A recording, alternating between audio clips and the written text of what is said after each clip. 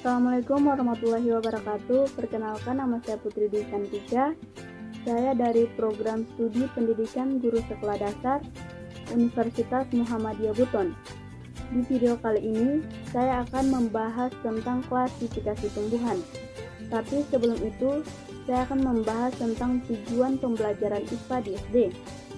Tujuan pembelajaran IPA di SD yaitu mengembangkan rasa ingin tahu dan sikap positif terhadap sains, teknologi, dan masyarakat, mengembangkan keterampilan proses untuk menyelidiki alam sekitar, memecahkan masalah, dan membuat keputusan. Langsung saja saya masuk di materi klasifikasi tumbuhan. Klasifikasi tumbuhan dibutuhkan untuk mengidentifikasi jenis-jenis tumbuhan dan membaginya dalam kelompok yang tepat. Pengertian tumbuhan. Tumbuhan atau plantae adalah salah satu makhluk hidup eukariotik yang memiliki banyak sel dan mempunyai dinding sel juga klorofil, sehingga menyebabkan tumbuhan bisa berfotosintesis. Warna hijau yang ada di tumbuhan berasal dari klorofil yang berguna sebagai cadangan makanan bagi tumbuhan. Tumbuhan memiliki sekitar 400 jenis yang berperan sebagai produsen di sebuah rantai makanan. Ciri-ciri makhluk hidup. Setiap makhluk hidup pasti memiliki ciri-ciri yang membedakan dengan makhluk hidup lainnya. Ciri-ciri dari tumbuhan adalah memiliki banyak sel, dapat memproduksi makanan sendiri dengan adanya klorofil, organisme eukariotik, memperoleh makanan dengan berfotosintesis, bisa berproduksi dengan dua cara yaitu seksual dan aseksual. Klasifikasi tumbuhan. Yang pertama, klasifikasi tumbuhan lumut. Lumut merupakan salah satu tumbuhan yang sangat mudah kita temukan terutama di tempat yang lembab seperti tanah, bebatuan, dan pohon hingga tembok. Karena tumbuhan ini memang menyukai tempat yang basah dan lembab. Sebab mereka membutuhkan air dalam berproduksi dan melakukan proses pembuahan. Sel kelamin jantan tidak dapat akan membuat sel kelamin betina jika tidak ada air.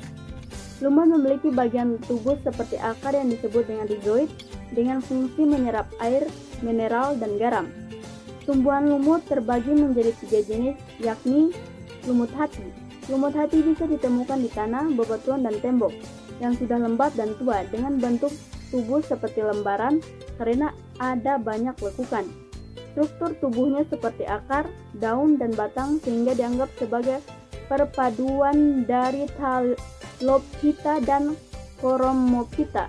Ada lebih dari 5.000 spesies lumut hati yang sudah ditemukan hingga kini. Ciri-ciri lumut hati. Yang pertama, jenis lumut terbentuk talus dan berlobus, seperti hati manusia. Yang kedua, jenis lumut berumah dua. Yang ketiga, jenis lumut membentuk zigot. Yang keempat, dalam pembentukan gematif atau kucuk dan spora dilakukan reproduksi aseksual dengan cara fragmentasi. Yang kelima, reproduksi seksual terjadi dengan fertilisasi antara ovum dan sperma. Lumut tanduk. Lumut tanduk memiliki ukuran dan bentuk kecil, pendek, dan tidak memiliki bunga karena masuk ke dalam tanaman non-vaskuler atau tanaman yang bisa hidup di air dan di darat. Tanaman ini memiliki lebih dari 300 spesies di seluruh dunia dan sering dimanfaatkan sebagai tanaman hias di akuarium.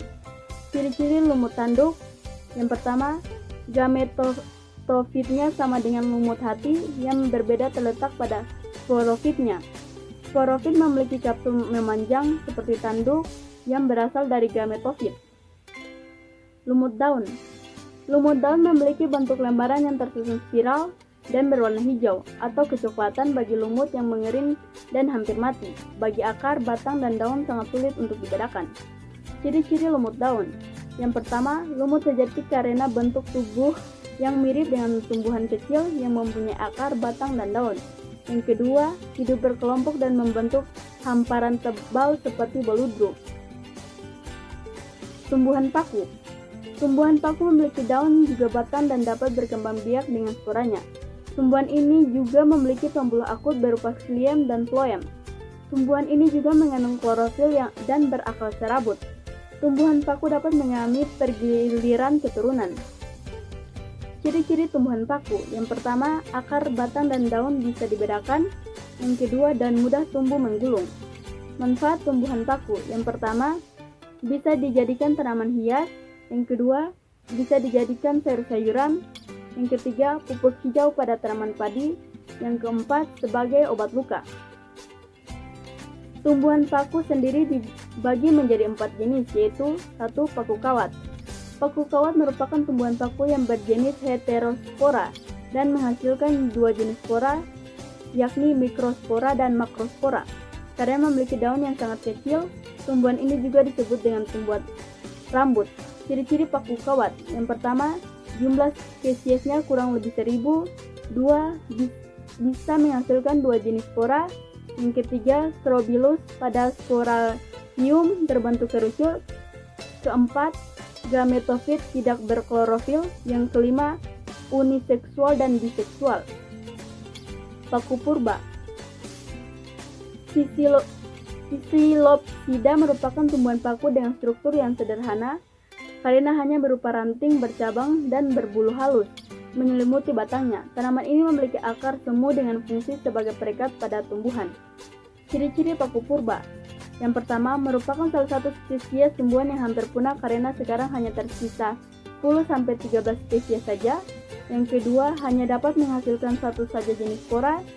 Yang ketiga, tumbuhan ini memperoleh nutrisi dengan melalui cara simbiosis dengan jamur.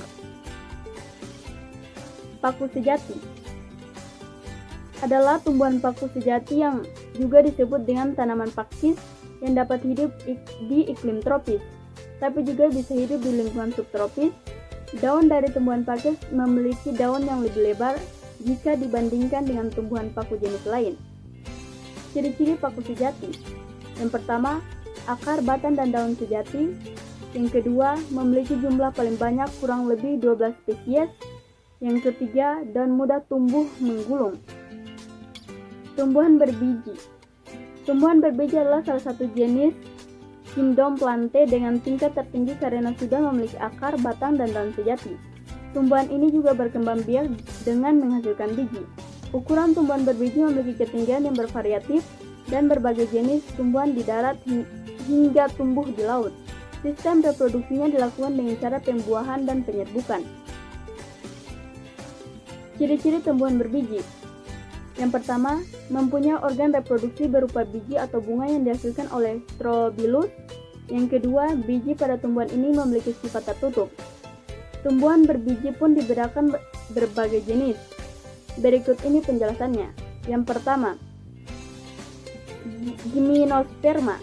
Tumbuhan berbiji terbuka dengan pembungkus pada bijinya sehingga biji berada di permukaan daun buah. Tumbuhan ini terdiri dari tumbuhan berkayu serta berakar tanggung yang memiliki ukuran dan bentuk bervariasi.